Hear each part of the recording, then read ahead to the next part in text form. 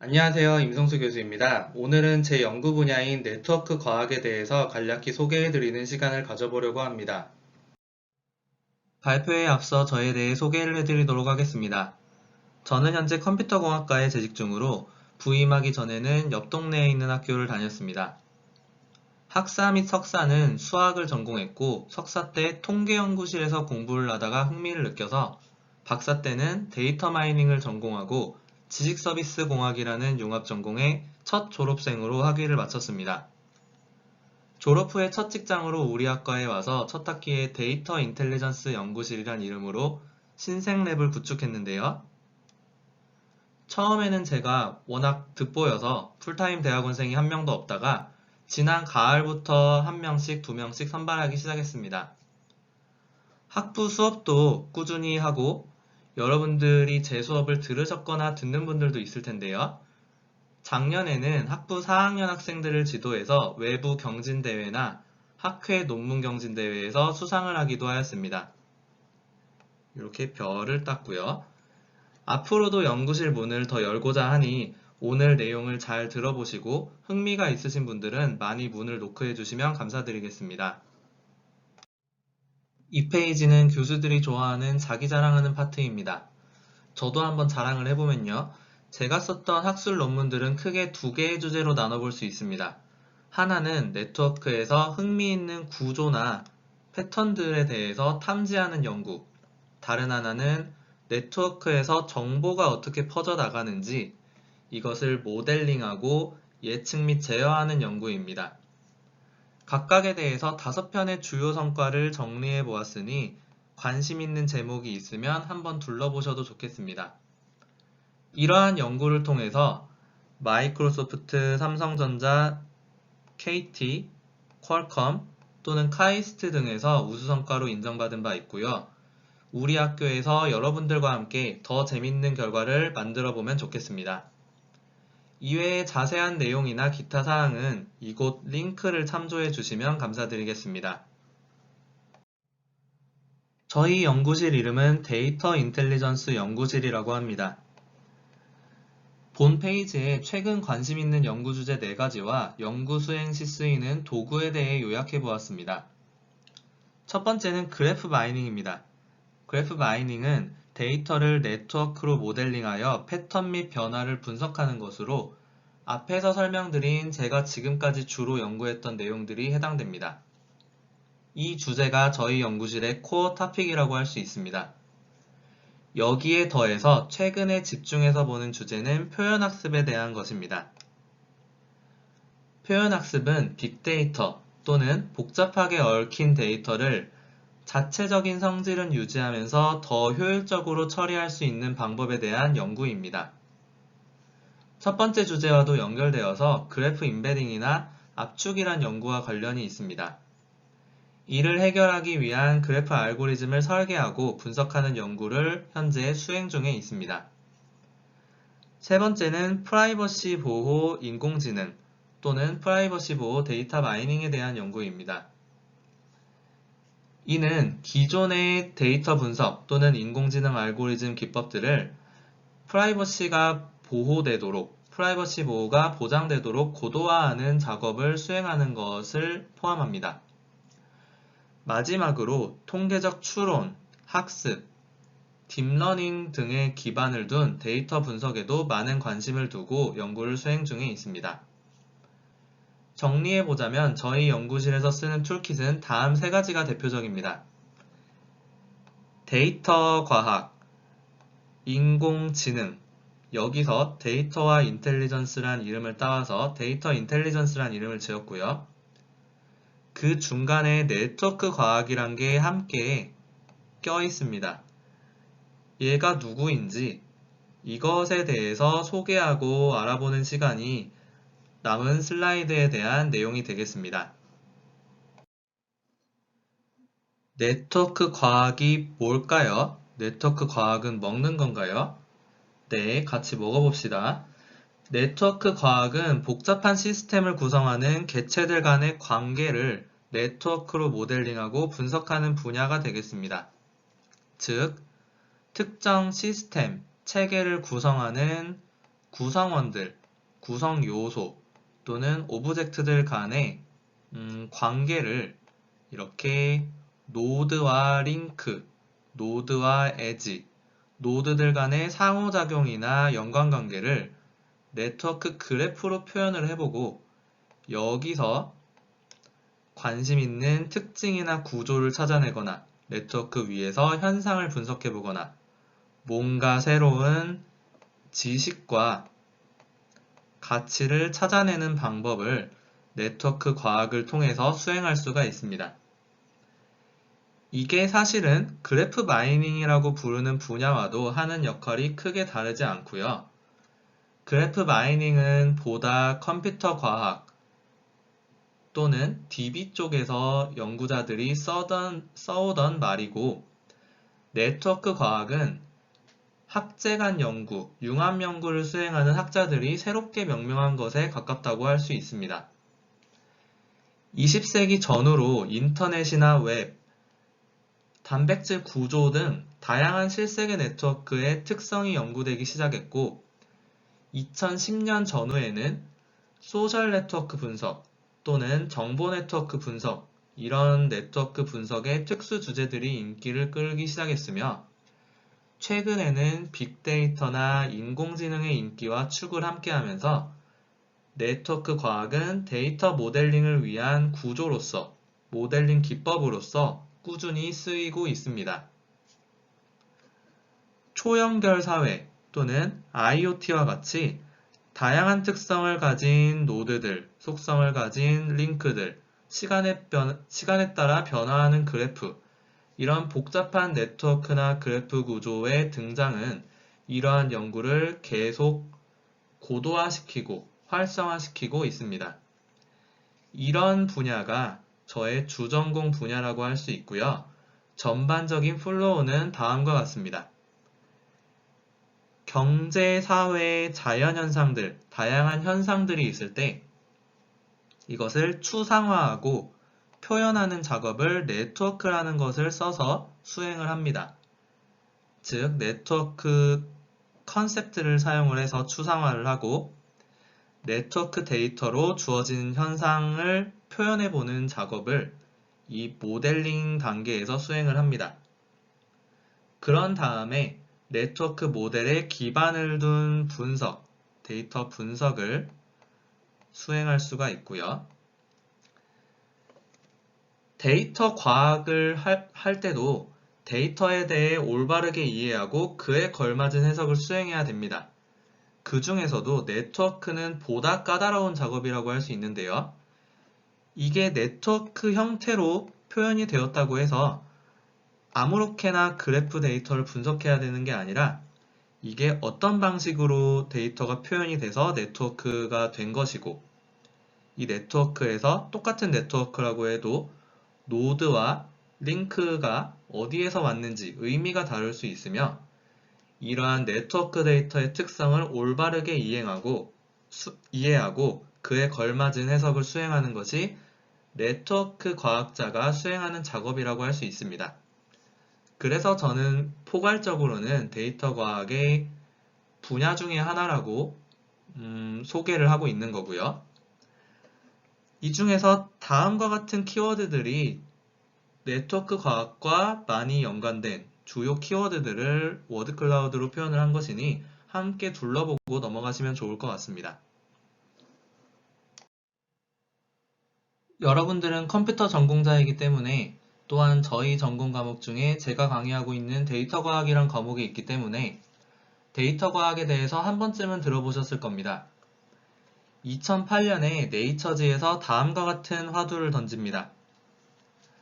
레리 페이지와 세르게이 브린이 구글을 창립한 것이 1998년 9월입니다. 98년 9월에서 10년이 지난 2008년 9월이죠. 이때 네이처는 넥스트 구글이 무엇일지, 다음 10년을 대표할 주제가 무엇일지 전문가들에게 자문을 구했습니다. 여기서 공통적으로 나오는 내용들을 묶어보니 앞으로는 빅데이터의 시대가 도래할 것이라는 전망을 내놓게 됩니다. 결과적으로는 정확한 분석이었다고 생각을 해요. 빅데이터는 수많은 시장을 창출했고 데이터의 폭증과 다양성의 증가, 빠르게 변화하는 데이터, 이것들을 다룰 수 있는 컴퓨팅 능력의 발전, 그리고 딥러닝과 같은 신경망 기반의 고급 학습 기법의 적용 등으로 빅데이터는 시대를 대표하는 인싸가 되었습니다. 그래서 굉장한 일진이라고 할 수 있고요. 2012년에는 하버드 비즈니스 리뷰에서 가장 섹시한 직업이라고 얘기를 하고 이것을 아무래도 국내 언론들에서도 많이 따와가지고 화두에 올린 바 있습니다. 최근까지도 유망한 직업 1위를 유지하다가 제가 찾은 자료에서는 작년까지도 1위였다가 링크드인에서 조사한 올해 초에 나온 결과를 보니까 3위로 약간 밀리긴 했습니다. 그래도 아주 높은 가파른 성장세를 여전히 보이고 있는 중이고요. AI와 로봇에게 밀리고 있는 느낌이기는 해요. 그래서 찾아보니 다음과 같은 웹툰도 등장을 했습니다. 이 왼쪽에 있는 분이 아마 이 화면들을 보니까 데이터 박사님 또는 교수님 정도 되는 것 같아요. 이분이 머리가 좀 빠지시기는 했는데 저는 풍성한 걸 보니까 데이터 연구를 한다고 머리가 빠지는 것 같지는 않으니 참고하시기 바라고요.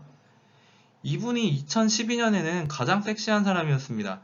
이 어마어마하게 섹시한 사람이었는데 여기 더 섹시한 로봇한테 지금 밀리고 있는 추세입니다. 추세처럼 이렇게 만화로 그려둔 것이 있었습니다. 인공지능이 인류를 대체할 수 있을 것이냐? 이거는 또 다른 얘기거리이긴 한데요. 아직은 제한된 작업을 수행하는 RPI라는 게 있고요. 사무직, 단순 반복 업무를 대체하는 또는 데이터 요약 이런 것을 수행하는 인공지능이라고 하기는 뭐하고 인류를 대체하는 방식 중에 하나가 인기를 끌기도 하고요. 또는 수많은 규칙을 탐색해서 뭔가 룰을 정의를 하고 보상을 정의를 하고 이 강화학습이라는 것을 통해서 바둑도 해결하고 또는 뭐 스타크래프트도 풀어보고 또는 이제 기존의 지도학습, 비지도학습으로 풀기 어려웠던 문제들을 풀어내기도 하고 뭔가 더 다양한 인공지능 기법들이 인류를 앞서거나 대체할 수 있는 방식들을 제공하고 있기는 합니다. 하지만 여전히 굉장히 제한적인 환경 하에서 가능한 형태를 보이고 있어서 아직은 스트롱 AI 또는 강 AI라고 불리는 우리가 걱정하는 미래가 오기에는 시간이 더 많이 남은 것 같습니다. 그래서 데이터 과학은 여전히 맛있는 먹거리입니다. 아직 밥통 바닥이 보이지 않고 여러분들과 같이 컴퓨터를 다룰 줄 아는 분들, 기계들을 혼내줄 수 있는 똑똑한 분들이 숟가락이나 젓가락, 아니면 포카락까지 다 들고 덤비기에 여전히 매력적인 주제라고 생각을 합니다. 그러면 데이터 분석은 데이터가 많으면 충분할까요? 일단 많으면 나쁠 건 없습니다. 저희가 잘 이해하고 선별해서 쓸 수만 있다면요. 빅데이터의 대표적인 성공 사례로 구글 플루 트렌드, 줄여서 GFT라고 불리는 게 있습니다. 국내에서도 빅데이터 관련 강연을 가보면 항상 소개되던 주제입니다. 그만큼 대표적인 성공 사례였고요.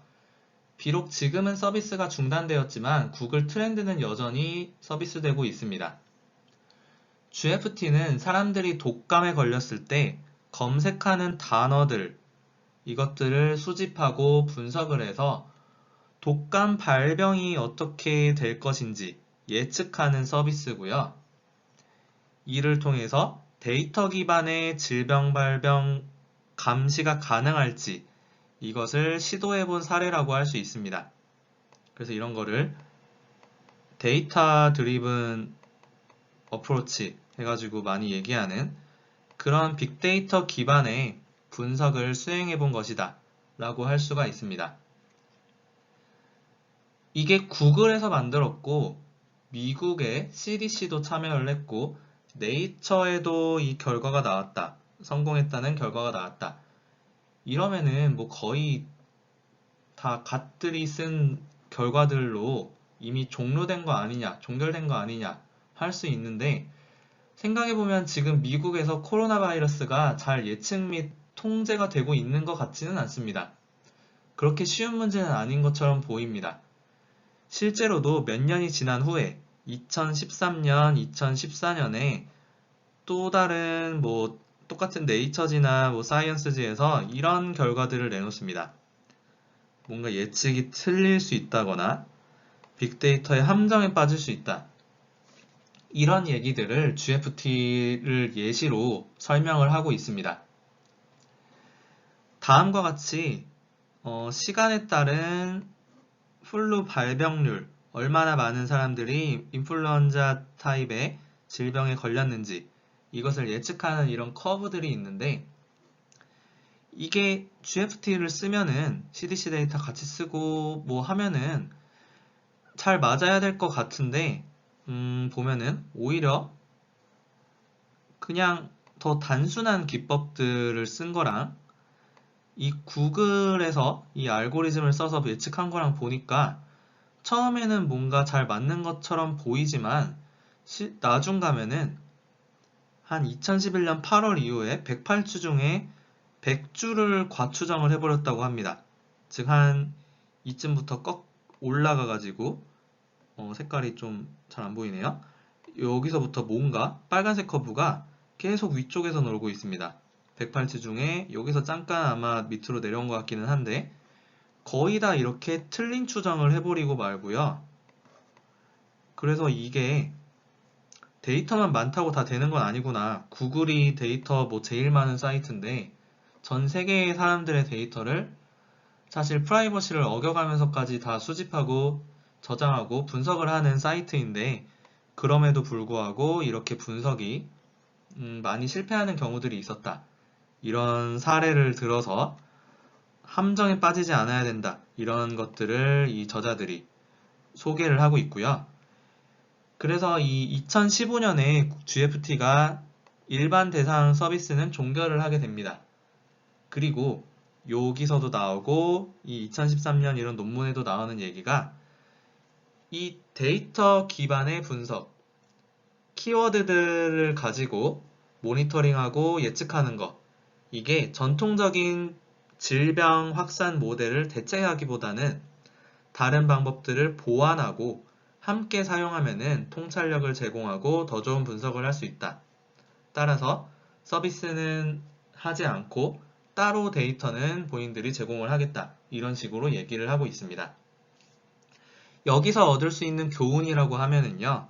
저희가 빅데이터 분석을 하면은 유용한 통찰력을 얻을 수 있다.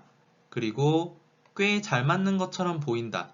하지만 이 데이터가 많다는 것을 맹신해서는 안 되고 전통적인 방법들 또는 기계학습 기법들, 데이터에 알맞은 분석 알고리즘 이런 것들을 함께 적용해야지만 데이터들이 쓰레기가 되는 게 아니라 의미 없는 분석에 그치는 게 아니라 데이터들을 잘 활용하고 더 높은 가치를 창출할 수 있다는 것을 알 수가 있습니다. 그래서 모델링 파트, 어널리시스 파트, 분석 파트가 그만큼 데이터 수집 및 저장, 전처리 등 외에도 이런 분석 기법이 잘 쓰여야 된다는 것을 알 수가 있습니다. 데이터를 분석하는 많은 기법들이 있지만 저희 연구실에서 주로 수행하고 관심 있는 것은 실세계 데이터를 표현할 수 있는 네트워크를 활용하는 네트워크 데이터 분석이 되겠습니다. 다음 문장이 굉장히 많이 쓰이는 문장입니다. 네트워크는 어디에나 있다. 이는 또는 그래프는 어디에나 있다. 이런 문장이 있고 또 다른 문장이 있습니다. All models are along, but some are useful. 이런 문장이 있고요. 이거는 모든 모델은 틀렸다. 하지만 일부는 유용하다. 이 두 개가 이렇게 쌍으로 나오는 게 좋을 것 같은데요. 즉 이게 무슨 말이냐면요.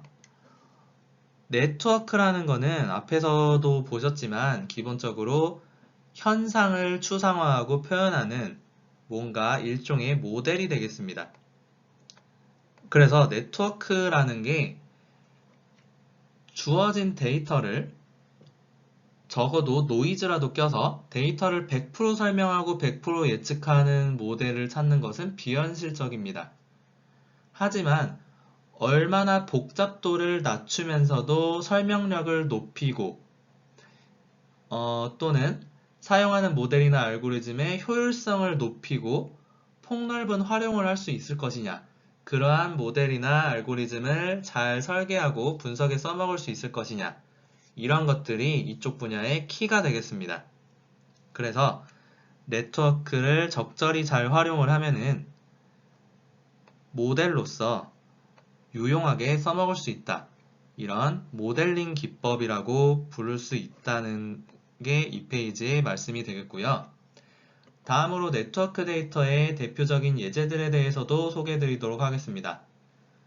소셜 네트워크, 가장 유명하다고 할 수 있고요. 또는 교통이나 항공 네트워크, 아니면 뇌의 영역을 나눠서 이게 뇌를 쪼개는 건 아니고요.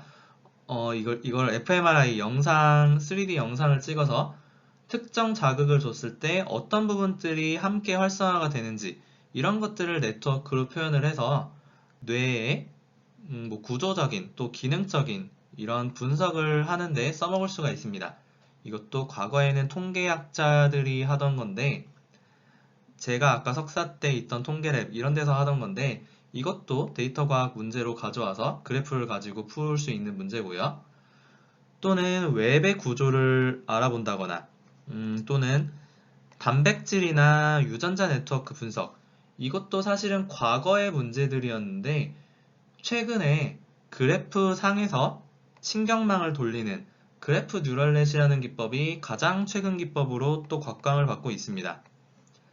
그래서 이런 단백질이나 유전자 네트워크에서 특정 서브 그래프, 특정 형태들이 어떻게 등장을 하는지 또는 새로운 물질을 발견하는데 그래프 분석 기법을 써먹어 본다든지 이런 식의 새로운 분야의 문제들이 또 등장을 하고 있고요.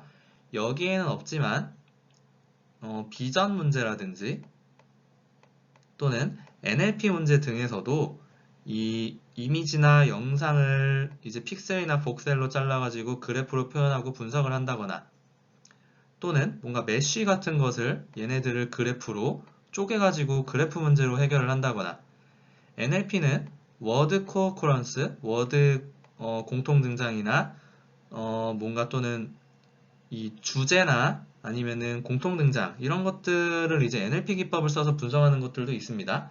그래서 그래프가 단순히 이렇게 그래프로 표현되기에 적절한 데이터뿐만 아니라 이 부분들은 제가 좀 시간상 생략을 했는데 다른 최신 인공지능 기법들과도 함께 분석을 수행을 할 수가 있고요. 심지어 최신 인공지능 기법들을 그래프 구조화해서 수행을 하는 이런 GNN이라는 분야, CNN에서 온 GCN이 가장 대표적이고 이런 문제들도 알고리즘들도 굉장히 고도화되고 널리 쓰이고 있다. 이런 분야들이 최근 불과 2, 3년 안에 굉장히 활발히 연구가 되고 있다. 이런 것들을 함께 소개해 드리려고 합니다. 그래서 이게 네트워크 분석, 네트워크 과학 얘기를 하면은 과거 이제 웹 그래프 분석하는 거, 인터넷 분석하는 거, 또는 2010년 전후에 소셜랩 분석하는 거, SNS 데이터 분석, 텍스트 마이닝 이런 거 얘기해서 굉장히 좀 올드한 주제라고 생각하시는 분들도 있는데 오히려 최근에 딥러닝 쪽 공부하시거나 찾아보신 분들은 알겠지만 이쪽으로 또 연결이 돼서 많이 분석이 되고 있고요. 꼭 이런 게 아니라고 하더라도 IoT라든지 아니면은 뭔가 타임 시리즈 데이터에서 관계를 고려하고자 할 때 이런 것들을 할 때 그래프는 또 많이 계속 쓰이고 있습니다. 그래서 이쪽 분야가 중요하다. 뭐 제 분야라서 더 계속 서포트를 해주는 것 같기는 한데, 실제로 많은 그 어플리케이션들을 가지고 있어서 계속 좀 연결돼서 많이 쓰이고 있는 기법들이다, 모델링이다, 이렇게 더 확장성을 가지고 있다, 이 정도로 이해를 해주시면 좋을 것 같습니다. 네트워크 데이터를 표현하는 방법은 여러분들이 이미 알고 있는 그래프로 표현하는 게 있습니다. 즉, 일반 그래프라고 하면은 버텍스 또는 노드라고 하는 구성 요소나 구성원들이 있고요. 에지 또는 링크라고 해서 이것들 사이에 보통은 페어와이즈 관계를 나타내는, 둘 사이의 관계를 나타내는 링크 유무를 에지로 표현할 수가 있고요. 이것을 저희가 어드제이슨시 매트릭스 또는 어드제이슨시 리스트, 에지 리스트 등으로 서로 이렇게 동치로 표현할 수 있는 방식들이 있습니다. 이게 제가 화살표는 이렇게 그렸지만 전부 동치 조건들이고요. 그리고 이런 심플 그래프 외에도 저희가 예를 들면은 웨이티드 그래프라든지 다이렉티드 그래프라든지 뭐 시간에 따라 변화하는 또는 뭐 텐서, 그러니까 2차원이 아니라 3차원 이상의 어레이 또는 더 하이어 오더 릴레이션십을 표현하는 그래프 표현 방법들이 있습니다. 제가 이런 것들을 다 다루지는 않겠지만 여러분들이 이런 일반 그래프 말고 또 가중치 방향, 뭐 시간에 따라 변하는 고차원 뭐 이런 거 외에도 다양한 방식의 여러분들이 사용할 수 있는 그래프 표현들, 근데 단지 표현만 할 게 아니라 이 그래프로부터 의미 있는 통찰을 얻을 수 있는 그런 관계를 나타내는 방법들을 고민을 해서 이 네트워크 모델을 설정을 하셔야 되고요. 그거에 따른 이 표현, 분석을 해보고, 그럼 이게 뭔가 데이터들을 조금 잃을 수밖에 없지만 그래도 이거를 복원했을 때 주어진 데이터나 현상을 네트워크로 나타내서 분석을 했을 때 거기서 100% 복원은 아니더라도 데이터나 현상을 설명할 수 있는 의미 있는 통찰이나 데이터 분석 결과를 제공해 줄 수 있는 그런 올바른 모델링과 해석을 할 필요가 있다. 이런 것들을 보여주는 페이지가 되겠습니다. 그래프 마이닝으로 풀 수 있는 문제들에 대해서 간략히 말씀드려 보도록 하겠습니다. 그래프는 앞 페이지에서와 같이 형태도 다양한데 시간이 지나면서 성장하고 스케일도 커지고 있습니다. 다음과 같이 빌리언 스케일의 노드들과 에지들이 존재하는 그래프들이 나오고 있고요. 따라서 목적에 맞는 적합한 알고리즘을 잘 설계하고 분석에 써먹을 수 있어야 합니다. 가장 펀더먼털한 문제 중에 하나는 서브 그래프 또는 그룹을 찾는 문제입니다. 그룹 안에서 밀집하게 연결이 되어 있고 서로 다른 그룹 간에는 연결이 덜한 이런 뭔가 그룹핑을 잘 해주는 문제를 커뮤니티 디텍션이라고 하고요. 관련해서 제가 튜토리얼을 한 게 있어서 여기 링크에 걸어놨으니 관심 있으신 분들은 한번 참고해 주시면 좋을 것 같습니다. 뭐 비슷하게 이상치 검출하는 것도 이런 문제들과 함께 해결할 수 있는 문제들입니다. 다른 문제들로는 링크 예측 또는 추천해주는 문제들도 SNS 서비스와 관련해서 굉장히 많이 쓰이는 문제들이고 어떤 노드가 중요한지, 영향력이 있는지, 랭킹을 매기는 문제도 페이지 랭크 알고리즘이라는 대표적인 기법과 함께 많이 연구되고 있는 문제입니다. 바이럴 마케팅 같은 데서도 쓰이고요. 누구한테 광고를 해야 더 효과적일까?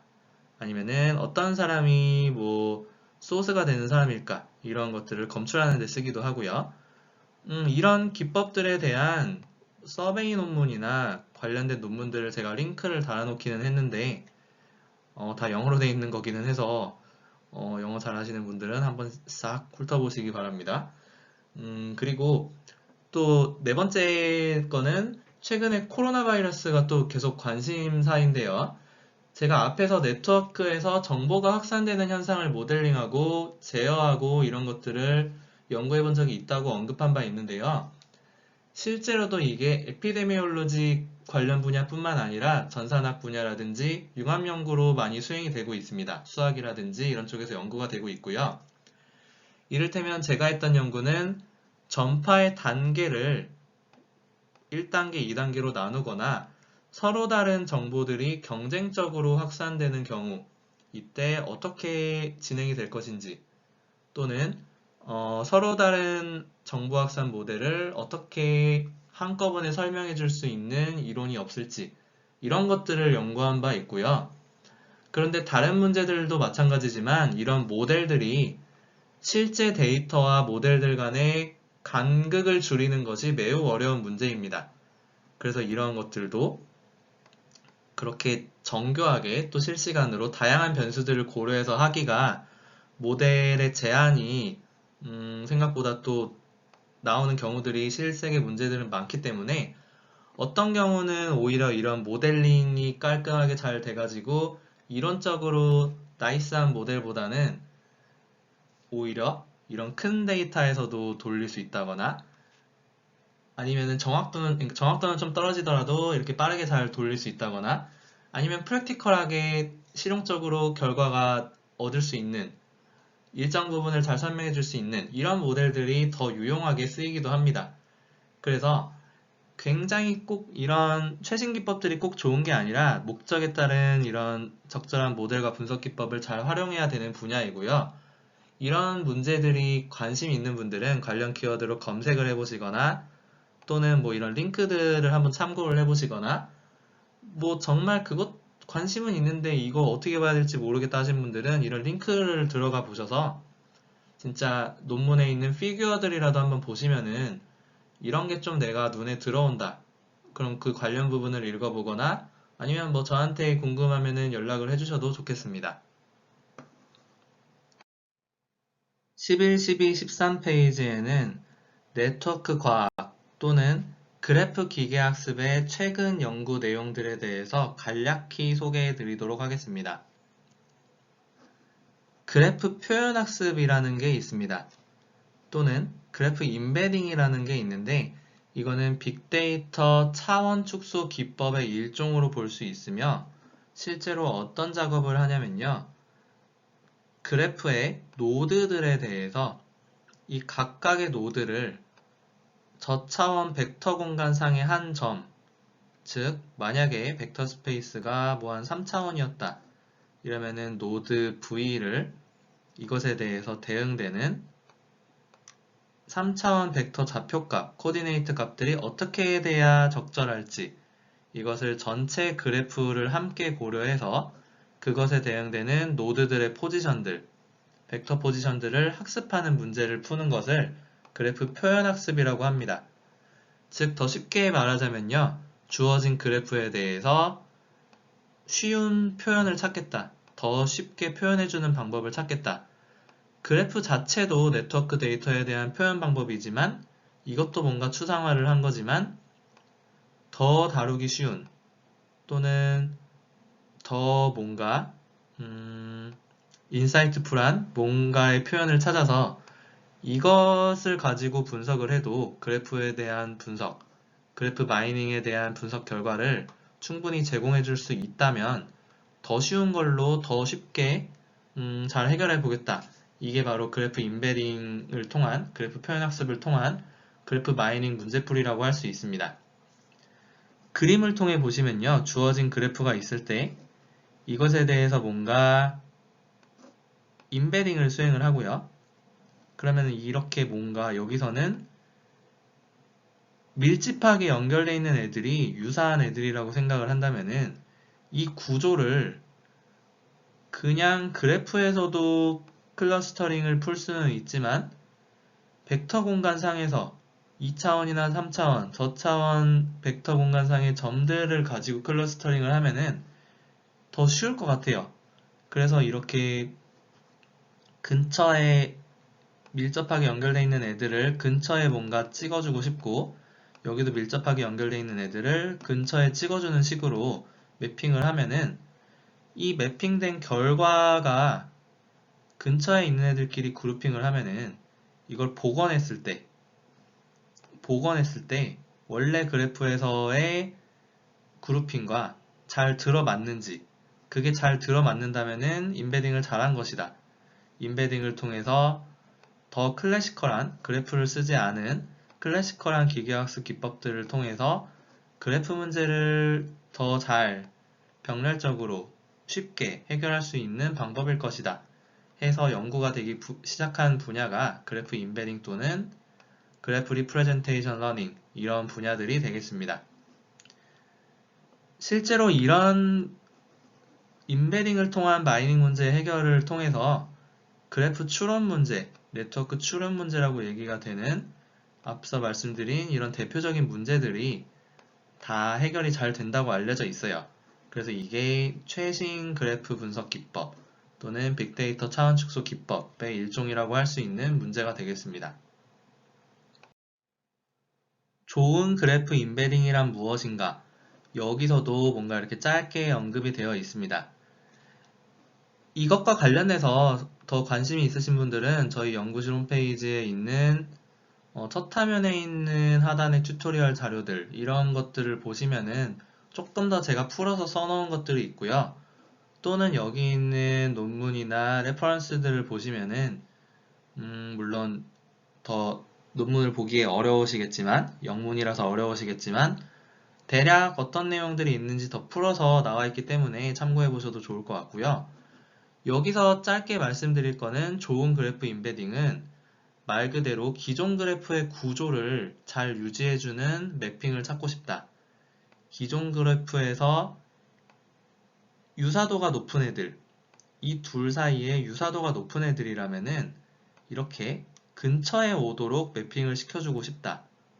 또는 U랑 V가 유사한 노드들이었으면은 유사도가 높은 이 엣지의 스트렝스가 높은 이런 U와 V 엔드포인트들이었으면은 얘네들이 매핑되는 이 벡터 공간상의 벡터 포지션들 둘 사이에 거리가 유사하거나 또는 벡터들 간의 유사도가 높아서 시밀러리티와 유사하게 보존이 되는 이런 매핑이다 하면은 이런 애들은 우리가 로컬한 구조를 잘 보존해주는 매핑이라고 얘기할 수 있고요. 그런데 이렇게 하면은 너무 좀 단순한 생각이고 또 실제 네트워크의 특성을 반영하기에는 무리가 있어서 어떤 것들이 함께 고려돼야 되느냐 그리고 여기 10번 논문 이런 논문에서는 어떤 방식을 쓰느냐 하면은 이렇게 1번 노드와 2번 노드는 실제로는 멀리 떨어져 있지만 인근 노드들의 역할이 비슷해서 이렇게 아웃사이드에 있는 노드들이나 뭔가 중개인 노드들 사이를 연결해주는 애들이다 하면은 이 둘을 유사하게 판단하고 싶다. 또는 밑에서처럼 둘 사이의 연결은 없더라도 네이버 셋이 비슷하면은 유사하다고 보고 싶다. 이런 조금 더 고차원적인 또는 글로벌한 성질을 반영하고 싶은 경우도 있습니다. 그래서 그 네트워크 데이터에서 어떤 것들을 우리가 알아보고 싶으냐 그 문제에 맞게 이런 인베딩의 기준이 달라져야 할 수도 있고요. 그에 맞는 해결을 어떻게 하느냐 이런 것들이 문제인데 이 9번 논문을 10번 논문을 보시면은 여기에 이런 로컬한 것과 글로벌한 것을 어떻게 해결하냐면요. 이걸 그래프상에서 BFS와 DFS를 돌려서 너비우선 탐색, 깊이우선 탐색을 돌려서 뭔가 랜덤워크 기반의 매핑을 하는데 얘네들을 웨이티드 썸을 해가지고 어떤 것에 더 가중치를 두고 학습을 할 것인지 요런 좀 기발한 아이디어를 쓴 게 있어요. 그래서 이런 게 관심 있으신 분들은 이 논문이 거의 이미 한 3,000건 막 인용된 단기간에 굉장히 많은 인용이 되는 논문이기 때문에 잘 쓰여진 논문이기 때문에 한번 함께 참고해 보시면 좋을 거라고 생각을 합니다. 마지막으로 네트워크 과학 또는 그래프 기계학습의 가장 최신 기법인 그래프 뉴럴 네트워크에 대한 간략한 소개로 마치도록 하겠습니다. 그래프 뉴럴 네트워크는 딥러닝이 성공적으로 적용되기 시작한 컨볼루셔널 뉴럴 네트워크 CNN과 같은 출발점을 가지고 있습니다. CNN 같은 경우에 이미지 데이터에 성공적으로 적용이 됐는데요. 이 이미지나 영상을 쪼갠 다음에 이 각각의 위치에 대한 업데이트는 인근 값들을 봐서 이것들에 대한 뭔가 풀링이라는 걸 취해서 이 리프레젠테이션을 업데이트하고 이런 식의 연산을 하게 되는데, 이게 이런 꼭 격자로 쪼개준 게 아니더라도 또는 이렇게 메쉬로 쪼개준 게 아니더라도 그래프상에서 이웃 정보를 가지고도 비슷한 연산을 해볼 수 있지 않을까, 이런 아이디어로 시작한 게 GCN이라는 것에 대한 핵심 아이디어고요. 예를 들면은 다음과 같이 특정 노드에 대해서 컴퓨테이션 그래프를 만드는데, 이웃 노드로부터 이렇게 취합하는 연산이 있고, 또 각각은 그 원홉 이웃으로부터 취합해주는 연산이 있고, 그래서 이게 마치 그래프가 있을 때 원홉 이웃, 투홉 이웃, 이 컴퓨테이셔널 그래프의 뎁스에 따라서 인근 몇 홉까지 정보를 취합해 오느냐, 이런 것을 딥러닝에 성공적으로 적용된 계산 방식을 통해서 적용해 보겠다는 아이디어입니다. 그래서 이게 그냥 하면은 너무 컴플렉시티가 높다 보니까 샘플링 기법이 적용되기도 하고, 또는 뭐 딥러닝에서 쓰이는 어텐션 같은 아이디어가 적용되기도 하고, 또는 뭐 시간에 따라 변화하는 환경에 대해서도 잘 수행되는 방법을 찾아보기도 하고, 이런 다양한 딥러닝의 최신 기법들이 나옴에 따라서 이 그래프 뉴럴넷 방식도 이 아이디어를 차용해 오면서 함께 발전하고 있는 추세입니다.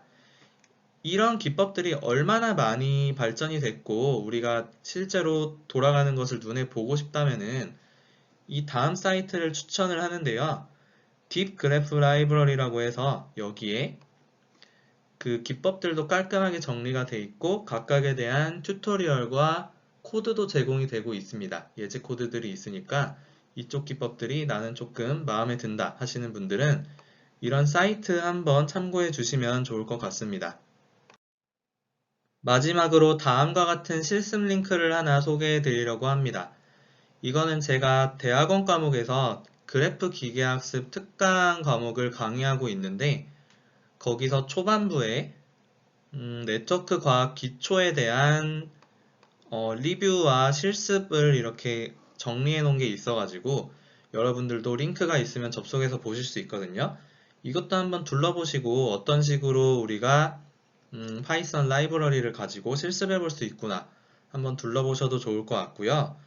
마지막으로 제가 뭐 다른 분들 최신 컴퓨터 특강보다 조금 더 내용을 많이 한 것 같아서 되게 미안한데, 궁금하시거나 뭐 이렇게 말씀하실 것들이 있으면은 제 이메일을 통해서 뭐 편하게 연락 주셔도 좋습니다. 그럼 제가 확인 가능할 때 보고 또 답장을 해드리려고 할 테니까, 뭐 관련된 내용이나 아니면 뭐 다른 내용이라도 궁금하신 분들은 연락을 해주시면 좋을 것 같습니다.